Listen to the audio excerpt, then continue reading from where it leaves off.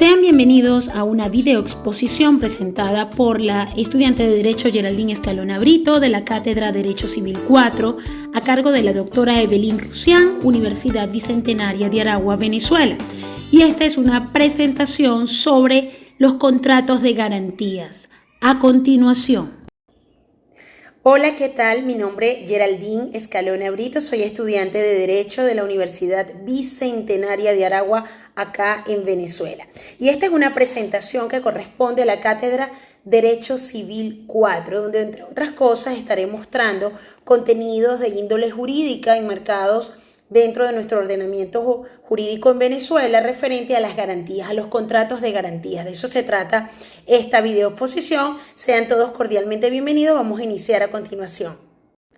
Bien, vamos a comenzar. ¿Qué son las garantías? Las garantías son contratos que nos conllevan a presuponer un deber de cumplimiento. Desde el punto de vista jurídico le da al acreedor un derecho, es decir, una pretensión a la prestación debida por el deudor. El cumplimiento o satisfacción de la prestación va a depender del sujeto pasivo en esa relación jurídica del deudor. Ahora bien, la garantía va a estar supeditada siempre y cuando exista la satisfacción del derecho del acreedor a la conducta del deudor, y esto es importante tenerlo claro porque se constituye en la obligación cumplida. En atención a esto y previendo lo que dice el legislador, se han establecido instrumentos y normas legales para lograr garantizar el cumplimiento forzoso o coactivo o voluntario de esa obligación. Vamos a ver entonces que la garantía es la seguridad que tiene un deudor o la seguridad que le da un deudor a su acreedor mientras esté protegido por el pago de una obligación principal. Bueno, entonces aquí vemos que de allí radica la importancia de los contratos de garantía en el marco del derecho civil. ¿Por qué? Porque, radica en el aspecto de la vida jurídica y en la vida comercial, tanto para el acreedor como para el deudor.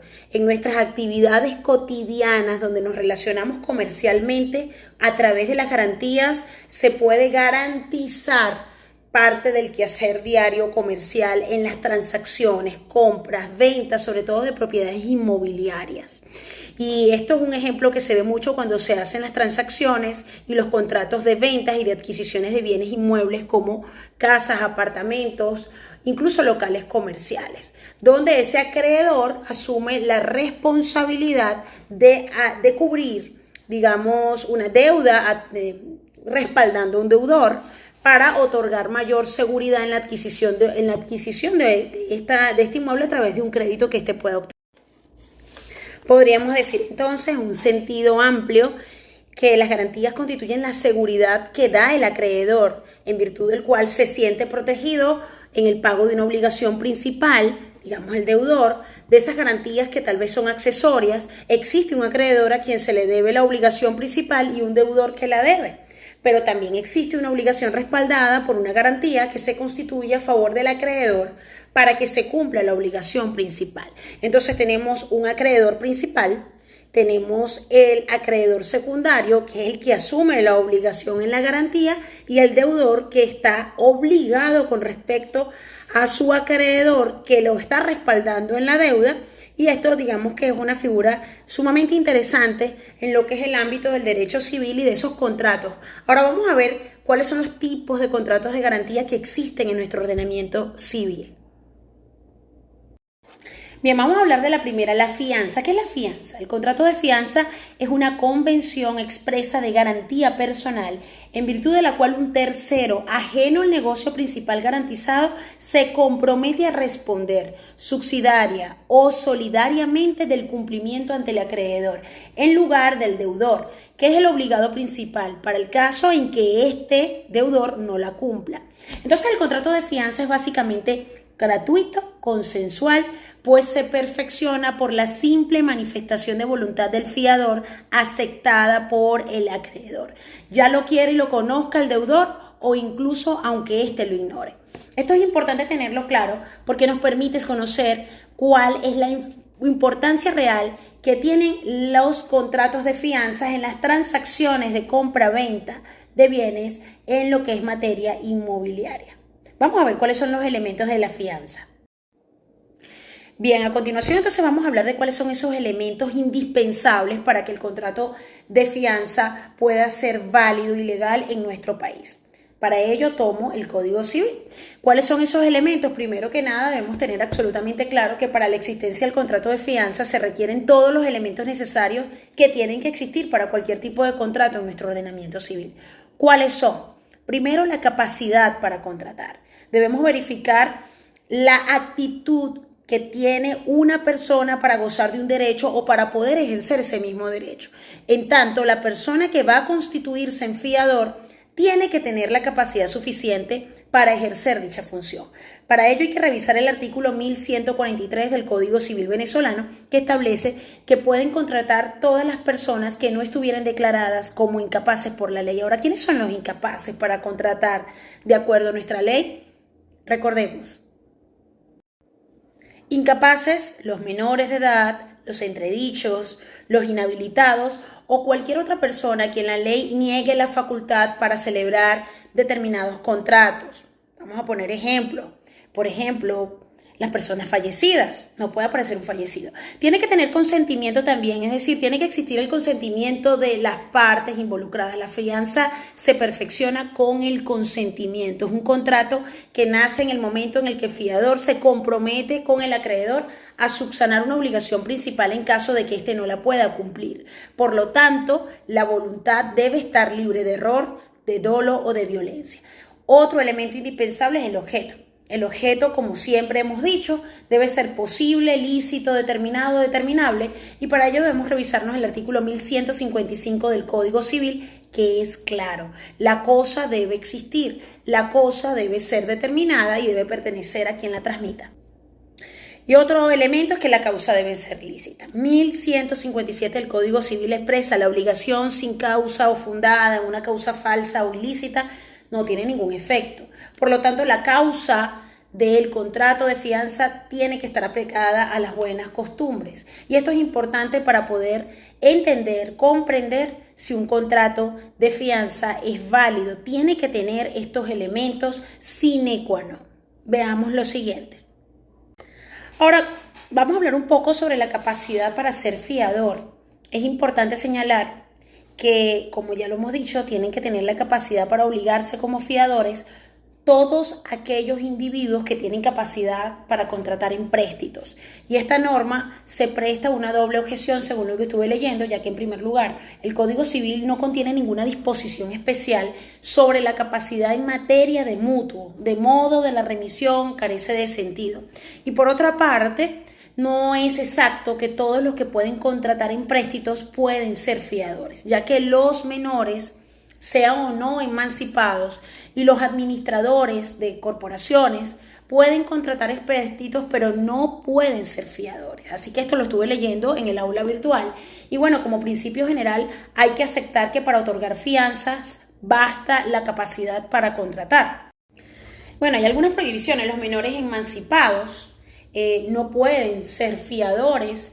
Los tutores, son importantes también tenerlo, los tutores de los menores y de los administradores de esos bienes no están facultados por la ley para ser, digamos, de alguna manera fiadores de terceras personas. ¿Por qué? Porque evidentemente ellos tienen bajo su custodia la administración de bienes de menores de edad no emancipados. Y entonces este tipo de situaciones en las que se asume un compromiso ante un acreedor superior pudiera colocar en riesgo una serie de cosas para la cual han sido destinados los tutores y que están actuando en nombre de sus representados, y esto pudiera implicar algunas situaciones que dificulten la administración de los tutorizados.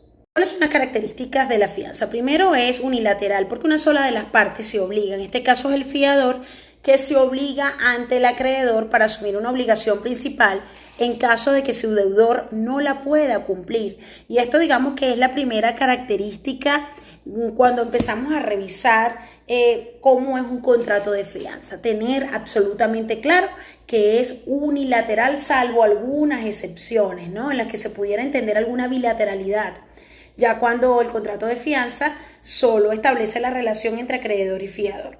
Otra característica es consensual. Basta la simple manifestación de la voluntad del garante y la aceptación del acreedor para que se perfeccione el contrato de fianza. Es decir, es un contrato que nace en el momento en el que el fiador se compromete con el acreedor a subsanar una obligación principal en caso de incumplimiento del deudor. Y esto está fundamentado en el 1808 del Código Civil. Otra característica es que es gratuito, es un principio gratuito. La fianza nace como un favor que una persona le hace a otra. La fianza no presupone remuneración de ninguna especie, pero puede darse el caso que la fianza sea onerosa también. Y este caso puede ser cuando el acreedor se obliga a remunerar al fiador para su aceptación, para lo cual se convertiría en un contrato oneroso. Otra característica es conmutativo. Cuando una persona se constituye en fiador, desde el mismo momento en que nace la obligación, sabe que está obligado y por qué va a responder en caso de incumplimiento del deudor. Habría que revisarse el artículo 1806 del Código Civil, que claramente lo establece, ¿ok? Es importante entonces tener claras estas características y finalmente pudiéramos decir que el contrato de fianza es accesorio. Depende para su existencia de una obligación principal válida. Vamos a ver cómo se clasifican las fianzas. Fianza convencional. Esta fianza es por lo común el resultado de la libre contratación de las partes, pero a veces ella es impuesta por la ley. La primera se llama, digamos, fianza convencional y la segunda, fianza legal o judicial, y la aceptación del fiador en esta última no corresponde al acreedor sino a un juez. Desde otro punto de vista, la fianza puede ser civil y comercial. La fianza simple y solidaria es donde el fiador goza de beneficios de exclusión y si existiesen varios fiadores de división de la deuda entre ellos, el acreedor puede dirigirse directamente contra el fiador sin necesidad de ejecutar los bienes del deudor principal y puede demandar por el total o por cualquiera de los fiadores. Pero la solidaridad no quita a la fianza el carácter de obligación accesoria y el deudor directo está siempre obligado con la obligación principal. Hablemos de los tipos de fianza. La primera es la subfianza. Es la fianza que está constituida no para garantizar la obligación asumida por el deudor principal, sino para garantizar a su vez la obligación asumida por el fiador de ese deudor principal. Entonces, el subfiador es un fiador, por lo tanto puede invocar dos beneficios de exclusión: la exclusión de los bienes del fiador y también puede tener el beneficio de división entre fiador y el subfiador. Es decir, como no lo existe entre el deudor principal y el fiador. Por lo tanto, la subfianza está consagrada tanto en la parte final del artículo 1807 del Código Civil como en el 1820, que establece que el fiador del fiador no estará obligado para con el acreedor, sino en el caso en el que el deudor principal y todos los fiadores sean insolventes o hayan quedado libertados por virtud de excepciones personales al deudor y a los fiadores. El segundo tipo de fianza es la cofianza. Se habla de que hay cofianza cuando existen varios fiadores de un mismo deudor y de una misma obligación, aun cuando los contratos de fianza no hayan sido celebrados simultáneamente. Esto es importante dejarlo claro. Ahora, los cofiadores en principio responden cada uno de ellos por toda la deuda, pero también pueden invocar el beneficio de división. Es que cuando hay frente al acreedor dos o más fiadores responsabilizados por la obligación que ha contraído el deudor. Y esto está establecido en el artículo 1818 que le leo a continuación, que dice del Código Civil: siendo varios los fiadores de un mismo deudor y por una misma deuda, cada uno de ellos responderá de toda la deuda. Y finalmente tenemos lo que se conoce como retrofianza. ¿A qué se deberá este concepto? Según la investigación, es la fianza constituida para garantizar el crédito eventual de repetición del fiador contra el deudor principal. A continuación vamos a revisar entonces cuáles son las obligaciones dentro de este tipo de garantías. Bien, continuamos conociendo otros tipos de garantías. Hablemos de la prenda. No es más que un contrato mediante el cual el deudor o tercero a nombre de este deudor da al acreedor una cosa mueble en seguridad de un crédito, cosa que debe ser restituida al quedar extinguida la obligación principal, y para eso tenemos que referirnos al artículo 1837 en concordancia con el 1843 de nuestro Código Civil. ¿Cuáles son las características de un contrato de prenda? Primero que nada, es unilateral, porque de él se derivan obligaciones solo para una de las partes contratantes, que en este caso es el acreedor. Es enigmático imperfecto, es decir, que si el acreedor efectúa gastos para el mantenimiento de la cosa, estos deben ser devueltos por el deudor o constituyente una vez que se extinga el contrato. Otra característica es que el contrato de prenda es real. Se perfecciona con el consentimiento libre y manifiesto con la entrega o la tradición de la cosa. Y finalmente es un contrato de garantía. La prenda permite asegurar el crédito que el deudor ha contraído con su acreedor. Y esta es su finalidad principal y esencial. Así que vamos a conocer otras variables que les tengo en esta exposición. Vamos a hablar de qué se trata la antícresis como otra garantía. Es un contrato por el cual el deudor pone al acreedor en posesión de un inmueble, autorizando a éste percibir los frutos para imputarlos anualmente sobre los intereses del crédito si son debidos y después sobre el capital o solamente sobre el capital si no se debieran intereses. La antícresis se perfecciona con la sola entrega real del inmueble y voy a proceder a leer el artículo 1855 que dice textualmente de nuestro Código Civil. La antícresis es un contrato por el cual el acreedor adquiere el derecho de hacer suyos los frutos del inmueble que se le entregue, con la obligación de imputarlo los intereses si se le deben y luego el capital de su acreencia. En el Código Civil está regulado la antícresis en los artículos 1855 al 1862. Revisemos las características de la antícresis como contrato de garantía. Varias de ellas se desprenden de lo que está estipulado en nuestro ordenamiento.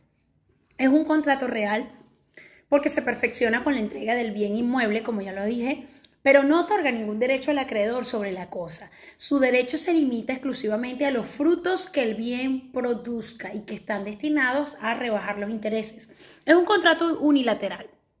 Solo nacen obligaciones para el acreedor, a quien se le impone la obligación de imputar los frutos, primeramente los intereses, y en segundo término el capital de la deuda, adquiriendo el acreedor también la obligación de pagar las contribuciones e impuestos que pesen sobre ese inmueble. También la antícresis es un contrato accesorio, ya que está dirigido a garantizar una obligación principal proveniente de un contrato anterior.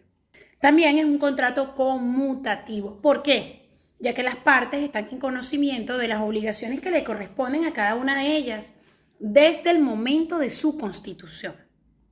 Se dice también que la antícresis es un contrato de tracto sucesivo, es decir, requiere de un tiempo sumamente prolongado para lograr los objetivos económicos propuestos por las partes.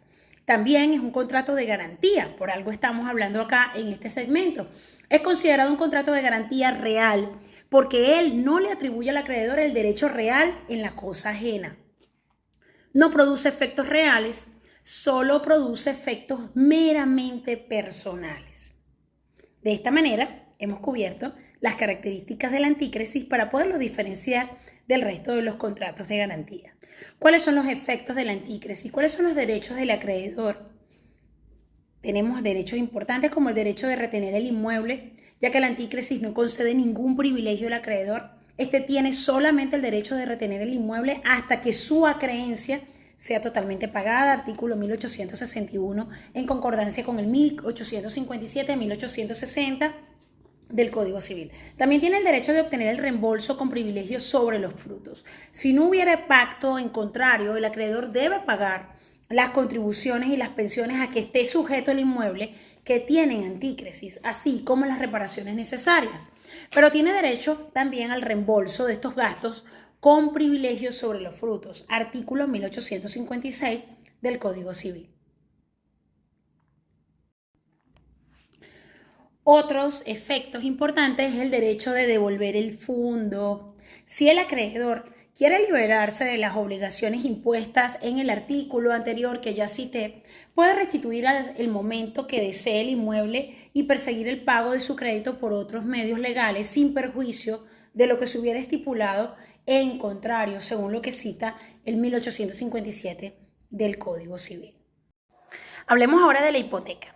Es un contrato que garantiza un derecho real constituido en seguridad de un crédito en dinero sobre los bienes inmuebles, quedando esto en poder del deudor. La hipoteca entonces recae en principio sobre bienes inmuebles, pero la ley nuestra permite hipotecar ciertos bienes muebles que tienen un asiento fijo como buques y aeronaves, según lo que estuve investigando. Ahora hablemos del concepto legal de hipoteca. Cuando se habla de hipoteca, esto está contenido en nuestro ordenamiento civil en el artículo 1877, en su primera parte, que dispone que la hipoteca es un derecho real constituido sobre los bienes del deudor o de un tercero en beneficio de un acreedor, para asegurar sobre estos bienes el cumplimiento de una obligación. Esto está citado en nuestro Código Civil y es importante revisarlo para seguir comprendiendo este tipo de contrato. ¿Qué características tiene la hipoteca? Bueno, ya hemos conversado sobre ello, pero es un contrato de derecho de garantía real. El derecho real de garantía es aquel que tiene como finalidad asegurar el cumplimiento de una obligación, constituyendo trabas para impedir la enajenación de la cosa que está destinada a responder al titular del crédito o de derecho. En tanto, esta garantía real hipotecaria en principio solo puede constituirse sobre bienes inmuebles, y hay que dejarlo bien claro, aunque se pueda constituir sobre algunos bienes muebles. Entonces, el derecho real de garantía es oponible a todos y permite al acreedor hipotecario ejercer su poder sobre los bienes hipotecados. Le confiere al acreedor hipotecario lo siguiente, eso es importante: el derecho de hacer ejecutar la cosa para la satisfacción de su crédito. Otros elementos importantes a conocer en la hipoteca es que esta no confiere al acreedor hipotecario ni los derechos de uso, ni de goce, ni de disposición de la cosa hipotecada. La hipoteca no le confiere la transferencia de la posesión del bien al acreedor. La tenencia y la posesión de la cosa está en poder del constituyente o propietario de la misma. Es decir, esto lo vemos cuando los bancos hipotecan o dan créditos hipotecarios. La hipoteca es un contrato solemne. ¿Qué quiere decir esto? Que necesita del registro y de la protocolización ante el registro inmobiliario correspondiente, ¿ok? Para que surta efectos legales y sea eficaz. La hipoteca no se perfecciona ni con el consentimiento legítimamente manifestado, ni por la tradición de la cosa. Es decir, es un contrato consensuado y además es solemne porque está sometido a la solemnidad del registro inmobiliario. Importante, otro aspecto es que la hipoteca es un derecho indivisible. Si el deudor o cualquiera de sus herederos cancelan una parte de la deuda, no pueden solicitar que se declare libre una parte del bien hipotecado. La ley, por supuesto, establece dos excepciones importantes. La primera se da en protección de los adquirientes, en este caso de apartamentos en propiedades horizontales, artículos 37, 7, 25, 26 de la Ley de Propiedad Horizontal y del 1877 y 1885 del Código Civil. La segunda se da en protección de los adquirientes de parcelas rurales urbanas, de las cuales se hubiese hecho oferta pública, artículo 13, 6 y 10 de la Ley de Ventas de Parcela y el 1877 del Código Civil. Para hablar de los efectos de la hipoteca, es necesario entender que la hipoteca produce efectos entre las partes y con relación a terceros. Al hablar de los efectos de la hipoteca, entonces necesariamente tenemos que referirnos a que una hipoteca es un derecho real, como está tipificado en 1877 del Código Civil, y como tal se configura a favor del acreedor en tres derechos. Y es importante tenerlos claros. El acreedor tiene el derecho de persecución, derecho de remate judicial y el derecho de pago preferencial. Por lo tanto, para poder hablar de los efectos de la hipoteca desde el punto de vista jurídico, es necesario estudiar las relaciones que se presentan entre el acreedor hipotecario y el deudor constituyente, así como el acreedor hipotecario y los demás acreedores. Vamos a ver a continuación de qué se trata esto.